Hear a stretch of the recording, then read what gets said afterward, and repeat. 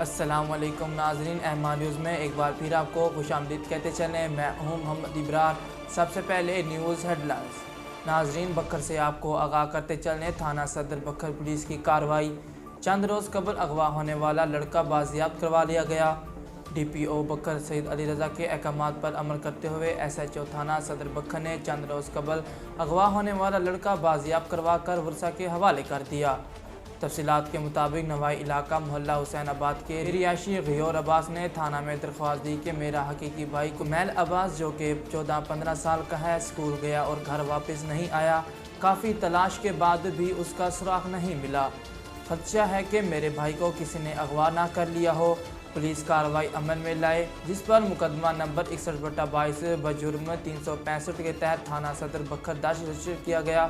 D P او بکر نے S H O تھانہ صدر بکر کو احکامات جاری کیے کہ فوری طور پر ٹیمیں تشکیل دی جائیں اور لڑکے کی تلاش شروع کی جائے، جس پر ایس ایچ او تھانہ صدر بکر، ایس آئی محمد اختر بگا، ایس آئی رانا محمد اشرف ماہ ٹیم نے ہر ممکن وسائل کو بروئے کار لاتے ہوئے جدید ٹیکنالوجی کی مدد سے اغوا ہونے والا لڑکا کمیل عباس کو بازیاب کر کے اغوا کار ملزم مسمی محمد خضر والد اعجاز حسین قوم بلوچ سکنہ محلہ حسین آباد کو گرفتار کر لیا۔ ناظرین، لیا سے آپ کو آگاہ کرتے چلیں۔ ڈپٹی کمشنر محمد شہباز حسین نے تحصیل کروڑ کا دورہ کیا۔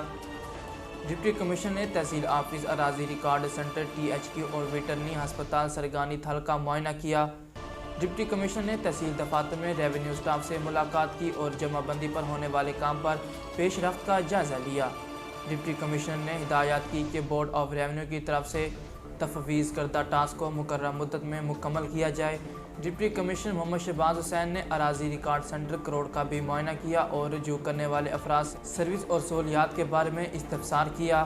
ڈپٹی کمشنر نے ہدایت کی کہ اراضی ریکارڈ سینٹر میں میرٹ کو ترجیح دی جائے۔ انہوں نے ہدایت کی کہ عوام کے بیٹھنے اور پینے کے پانی کے مناسب انتظامات کیے جائیں۔ ڈپٹی کمشنر نے تحصیل ہیڈ کوارٹر ہسپتال کروڑ کا بھی دورہ کیا اور مریضوں کی خیریت دریافت کی۔ بعد ازاں ڈپٹی کمشنر نے ویٹرنری ہسپتال سرگانی تھل کا معائنہ کیا اور ریکارڈ کی جانچ پڑتال کی۔ ناظرین، نیوز اسٹوڈیو سے فی الحال اتنا ہی۔ مزید خبروں اور تفصیلات کے لیے ہمارے چینل کو سبسکرائب کیجیے اور ہمارے فیس بک پیج کو فالو کیجیے۔ اسی کے ساتھ ہی اپنے میزبان محمد ابرار کو دیجیے اجازت۔ اللہ حافظ۔ اہلیان لیا کے لیے خوشخبری، ایم آر نیوز چینل لا رہا ہے لیا سے روزنامہ M R news. Editor in chief Muhammad Rehan Rohani. اب آپ رہیں گے ہر خبر سے باخبر۔